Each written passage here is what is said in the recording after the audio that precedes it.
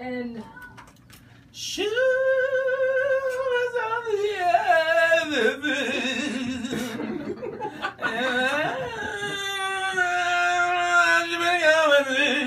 hey, you didn't know I could sing it, Jessica. Like a choke chicken. I know.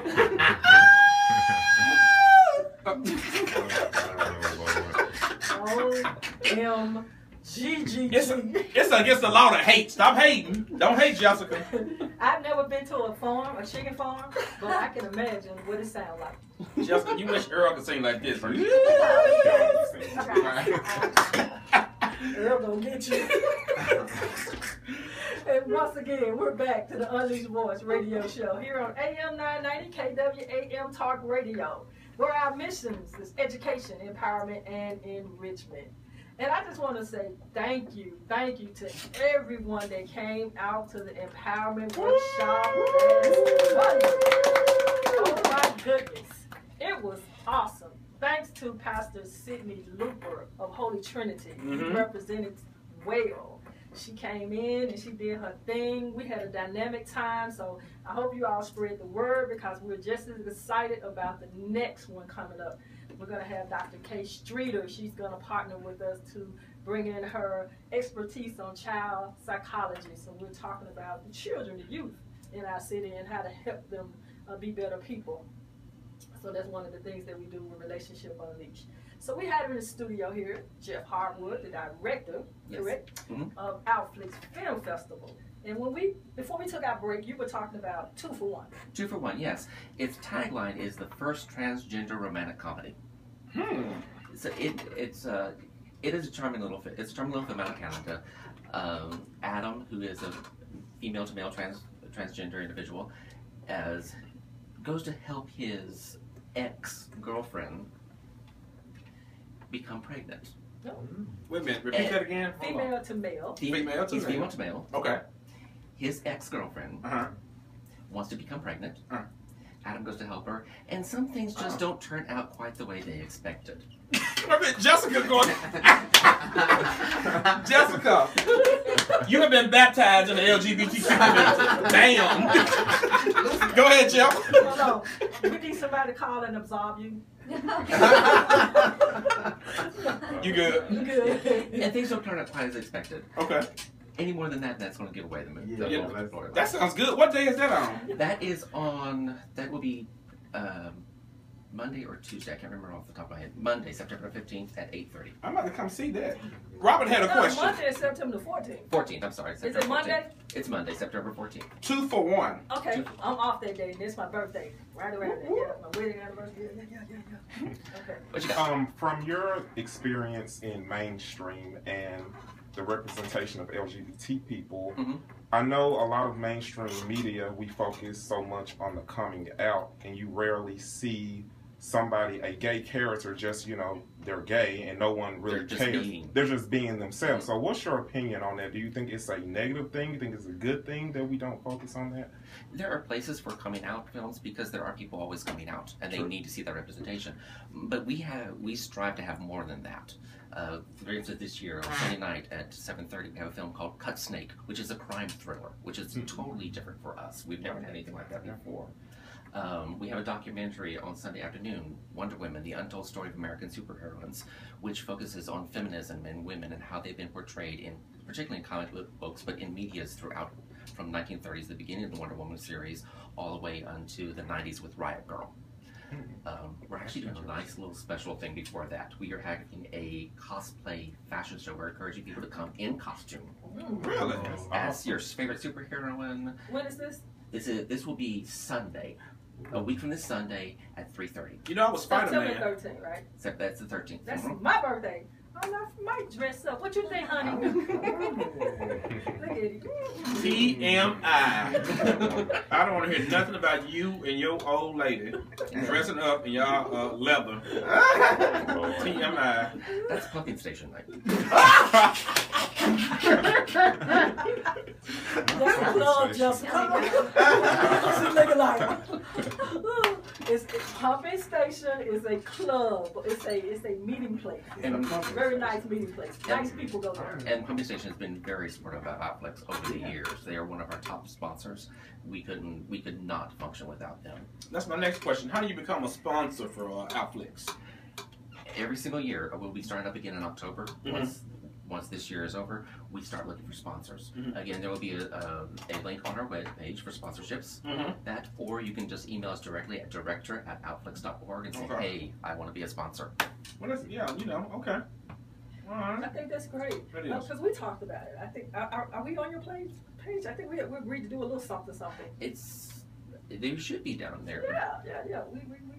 We're helping spread the word, and we're using our platform here for Outflix Film, because this is our first year of coming around where you're doing it. So I'm glad we were able to connect and hook up and to bring our services and to spread the vast activities that's going on in Memphis, because I think that it all goes too often untalked about and unheard because certain people control our media. That's true. What's get out and what they want to get out. So now we have different platforms, to use to engage our target audience and our allies, so they can come and see and learn through education, empowerment, and enrichment. Well, once again, we have to do like the mainstream community does and the quote-unquote heterosexual community. We have to recycle and circulate our monies. And we're to segregate it within, just like any other population, but we have to come together and work together and make this thing work, because if we recycle and circulate our money, you may need the money in November, I may need it in January. Correct. And so if we can continue to help each other year-round like that, we all can grow and make this thing work. So that's a good thing for us, the sponsors. So you said we can't have the crab effect? No. Well, it's not just money, but also time. Absolutely. We're always looking for fresh new voices for the Outflix Film Festival Committee. This year I had about 8 people on the committee, and they were still needing additional representation for different areas of our community. Okay, how many were you missing from the African American community? I had 1. Wow, you hear that?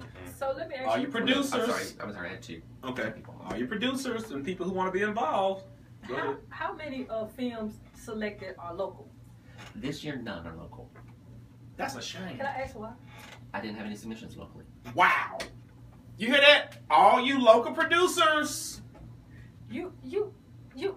It won't even come out. So you mean to tell me that in this big city, this huge metropolitan area, tri-state, Mississippi, Arkansas, Tennessee, you had no submissions? I had no submissions from local filmmakers. For LGBTQ? No. Wow. Documentaries? No. We're going to do a documentary day. So we got to have it submitted between January and what? The opening of submissions next year will be January 24th. Robert? And the submissions close July 1st. Okay, so we got the January to July to do something. Yeah, that's sad. We have a great documentary. I could talk about my mother and her cowboy boots and her Wranglers. And her mustache, and her old lady at home. And red. That's all I'm going to say. And Eddie and Robert, they love us. We have a great documentary to talk about. But, that's sad. So, Eddie. That's sad. You are in the circuit, because I don't get out that much. I live vicariously through you and Robert, and, So, do you know anybody in the filmmaking industry in Memphis, locally, doing their thing? Robert, your community? It's September, we got to get pregnant around here with ideas. No, seriously. Yeah. Eddie? There are plenty of producers. The thing is getting something of substance. So before I tell somebody about Outflix or whatever, I have to make sure that my name is tied to it. So if it's not anything that's we'll get ready to put out, then I'm like, oh, Eddie says put this out, and it's like, oh crap. It has to be of substance. It has to be LGBT themed. And by LGBT theme, that does not mean that the aunt's best friend's cousin has a gay best friend. My baby mama auntie cousin. Let me ask you this. What is the admission to the movies? Each film costs $10. Okay. $10, or you can buy a festival pass for $99. You get to see all 19 films. Okay, that's not bad at all. Yep. Any alcohol served at the theater? Malco. Malcolm Ridgeway Cinema has alcohol there. They handle all the concessions. We do not do any of that. Okay, cool. That's great. That's great. I like that. I think as you brought some numbers here, is this something you wanted to share with us? This was just to remind me of Vlad's responsibility report. Mm-hmm. These are their figures where it said that out of 114 films, only 20 of them had LGBTQ characters, and 28 of those there were 28 characters in all those. They're not all of those films. And again, the representation is still skewed. Out of all of those, none of those were transgendered. The majority of them were gay male. The majority of them were white. There was 7% Latino, 11% African American, 14% Asian Pacific Islanders. So we need a film festival like us. We need independent filmmakers to represent the LGBTQ community in film. So I want to swing out. So where would Brokeback Mountain fit in this? Brokeback Mountain was actually put out by an independent distributor that's a subsidiary of a mainline distributor, and it would fit within a positive representation. But again, it's gay white male. Yeah, it is. Let me ask you this. So we were talking on the break. If I miss a movie on a particular day, I cannot go back and see it. We only have budget for one screen. We have one screen at Malcolm Ridgeway Cinema Grill. Hopefully, as our festival grows, that will change, but we cannot promise that right now. Most of the movies, though, within a year, they're going to be released either on demand, online, or DVD. Okay, that's a good thing, because I want to see Nas and Malik. Yeah, and I'm working today. I think we have a caller, Jeff. We want to talk to you about Outflix, or talk to you or my mother. Okay, we have a caller. You're live on KWAM 990 Talk Radio. Go ahead, you're on the air. Hey, how you people doing? How you doing? This what's your name? JT? BT. Yeah, what's hey going BT, on, how BT? you doing? Well, I want to know what's your opinion about the Robert Lipscomb situation. Oh, God. BT, you always get something started. Alright, BT. this is my opinion. This is my opinion of the Robert Lipscomb incident. Solely It's your solely first opinion. my Exercising your First Amendment, opinion. right? Yes. Okay. He is innocent until proven guilty. Okay. That's it. So this is my opinion. This is solely my opinion. I'm exercising my First Amendment right. Okay. I told Davian that I think that Robert Lipscomb is. I do not want to take anything away from the victims. Not at all. Not at all. I do not want to take anything away from the victims. I am a victim advocate. But what I think happened is that this is a prime example of how society forces people to go underground. And he knew he couldn't get appointments and jobs and positions like he did in 1981 under Harrington if they knew he was out, if he was a gay man. If he came out and said, hey, I'm gay, and this is who I am. He had to go stepped. And trying to do that and also be authentic and live, like who you really are, he ended up being everything. All these promiscuous spirits coming out in him, and he just out there they call it down low. And some of the things that he did, I think engaging with the minors underage was allegedly. Yeah, well, allegedly dealing with underage it'll come out his day in court. But I think I would prefer to deal with adults. Me, if I'm out there and I don't want to, it's about sex. If it's about sex, then I make sure you deal with adults. You don't deal with children. You don't take advantage of children or prey on children from from what I've read in the media. But I don't want to talk about that. I want to talk about the stigma that men, there's a lot of men I know that are as gay as I am, but they're married with children, but they do not want to be married. They do not want to be in those relationships. But they had to do that because they had to do that to be accepted in their church. They had to do that to be accepted on their job.